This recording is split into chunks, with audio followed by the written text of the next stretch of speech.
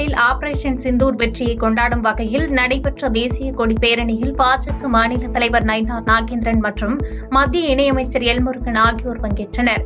முன்னதாக சுதந்திர போராட்ட வீரர் நேதாஜி சுபாஷ் சந்திரபோஸ் திருவுருவ சிலைக்கு மாலை அணிவித்தனர். அதனைத் தொடர்ந்து தியாகிகள் நினைவு தூணுக்கும் மரியாதை செலுத்தினர்.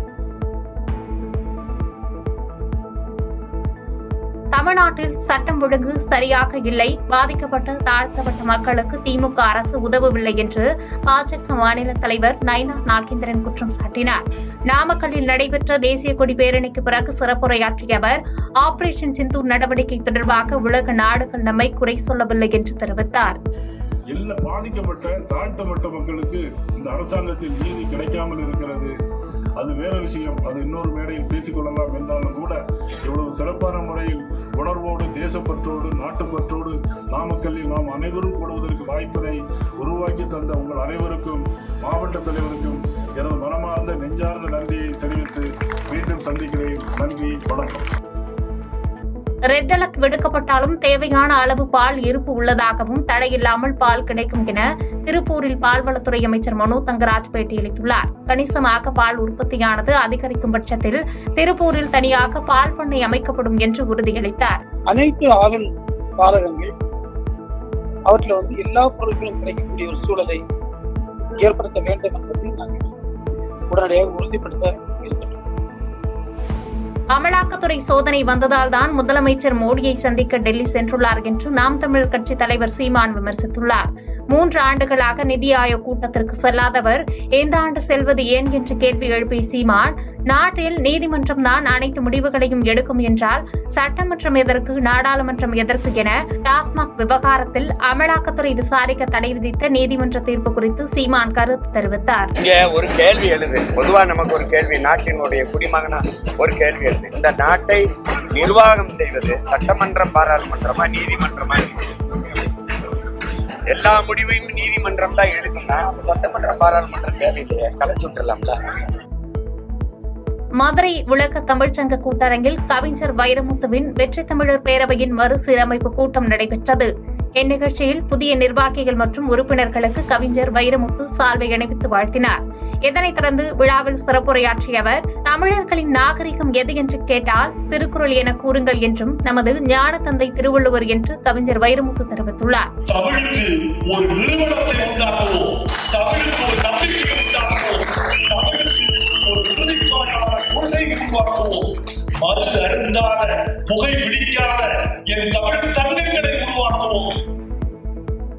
டெல்லி சைபர் கிரைம் போலீஸ் அதிகாரி என கூறி புதுச்சேரி ஆசிரம பெண் உட்பட 2 பேரிடம் 97 லட்சம் பணத்தை நூதன முறையில் ஏமாற்றிய மர்ம நபர் குறித்து சைபர் கிரைம் போலீசார் வழக்கு பதிவு செய்து விசாரணை மேற்கொண்டு வருகின்றனர். மேலும் விசாரணையில் IPS அதிகாரி போன்று உடையணிந்து மிடுக்கான தோற்றத்தில் போலி FIR மற்றும் அரெஸ்ட் வாரண்டை வீடியோ காலில் காண்பித்து ஏமாற்றியது அம்பலமாகியுள்ளது.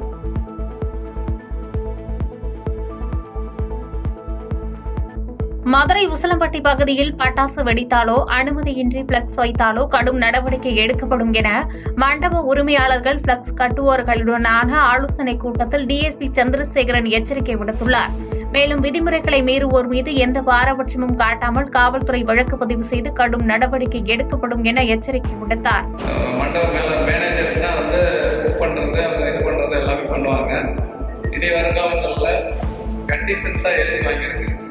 மண்டபத்துக்கு வெளியில பிளஸ் பேனர் கட்டக்கூடாது, வெடி போடக்கூடாது, எந்த மைக் செட் கட்டக்கூடாது அப்படின்னு சொல்லி எழுதி வாங்கிருங்க. மதுரை திருப்பரங்குன்றம் கோவில் உண்டியலில் இருந்து 54,11,645 ரூபாய் ரொக்கமும் 162 கிராம் தங்கமும் 2 கிலோ 765 கிராம் வெள்ளியும் கிடைக்கப்பெற்றது. திருப்பரங்குன்றம் கோயில் கண்காணிப்பாளர் முன்னிலையில் நடைபெற்ற உண்டியல் என்னும் பணியில் திருப்பரங்குன்றம் பக்தர்கள், பேரவை உறுப்பினர்கள் உள்ளிட்டோர் கலந்து கொண்டனர்.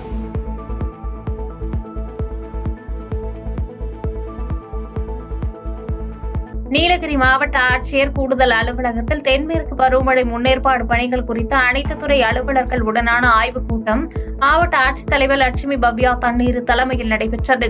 இக்கூட்டத்திற்கு பின்பு செய்தியாளர்களுக்கு பேட்டியளித்த மாவட்ட ஆட்சித்தலைவர், மாவட்டம் முழுவதும் ஏறக்குறைய 456 நிவாரண முகாம்கள் தயார் நிலையில் உள்ளதாகவும் காணொலி காட்சி வாயிலாக முன்னேற்பாடு பணிகள் தொடர்பான ஆய்வுக் கூட்டம் நடத்தப்பட்டு அனைத்து துறை அலுவலர்களுக்கும் பல்வேறு அறிவுரைகள் வழங்கப்பட்டுள்ளதாக தெரிவித்தார். எல்லாமே last time EB connections power அதெல்லாம் சரி பண்றதுக்கு கொஞ்சம் டைம் ஆயிடுச்சு. அது கூட இந்த வாட்டி கம்ப்ளீட் பண்றதுக்கு நம்ம முன்னாடியே ஃபர்ஸ்ட் கீழே இருந்து எல்லா எக்யூப்மெண்ட் எடிஷனல் இன்ஸ்ட்ருமெண்ட்ஸ் என்னென்ன வேணுமோ அதெல்லாம் வாங்கிட்டு வச்சிருக்கோம்.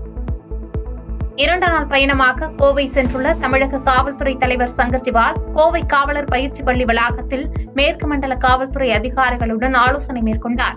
இந்த ஆலோசனைக் கூட்டத்தில் எல்லையோர பகுதிகளில் பாதுகாப்பு மற்றும் கண்காணிப்பு பணியை தீவிரப்படுத்துமாறும் குற்ற சம்பவங்கள் நடைபெறாமல் தடுக்க முன்னெச்சரிக்கை நடவடிக்கைகளை மேற்கொள்ளுமாறு அதிகாரிகளுக்கு அறிவுறுத்தினார்.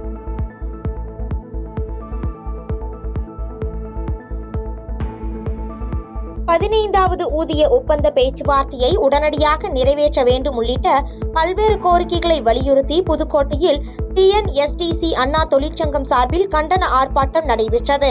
தமிழ்நாடு அரசு போக்குவரத்து கழக மண்டல அலுவலகம் முன்பு மாநில இணை செயலாளர் ரத்தினம் தலைமையில் நடைபெற்ற இந்த ஆர்ப்பாட்டத்திற்கு 100க்கும் மேற்பட்டோர் கலந்து கொண்டு கோஷங்களை எழுப்பினர்.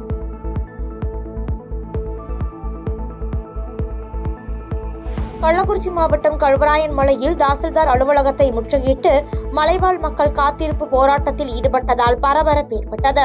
கல்வராயன் மலையில் உள்ள மலைவாழ் மக்கள் பயன்படுத்தி வரும் விவசாய நிலங்களுக்கு வன உரிமை பட்டா கேட்டு இந்திய கம்யூனிஸ்ட் கட்சியின் சார்பில் சுமார் 500க்கும் மேற்பட்டோர் குவிந்த நிலையில் தாசில்தார் மற்றும் அதிகாரிகள் யாருமே அலுவலகத்தில் இல்லாததால் ஆத்திரமடைந்து போராட்டத்தில் ஈடுபட்டனர்.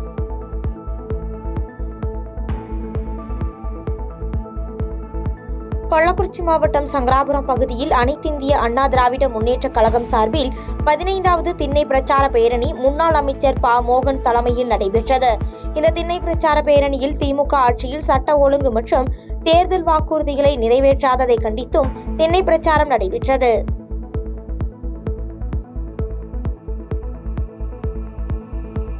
சென்னை வானிலை ஆய்வு மையம் பல்வேறு மாவட்டங்களுக்கு மித முதல் கனமழை பெய்யக்கூடும் என அறிவித்திருந்தது. குறிப்பாக நீலகிரி மாவட்டத்திற்கு ரெட் அலர்ட் அறிவித்திருந்த நிலையில் பல்வேறு இடங்களில் பெய்த கனமழையால் பொதுமக்களின் இயல்பு வாழ்க்கை பாதிப்படைந்தது.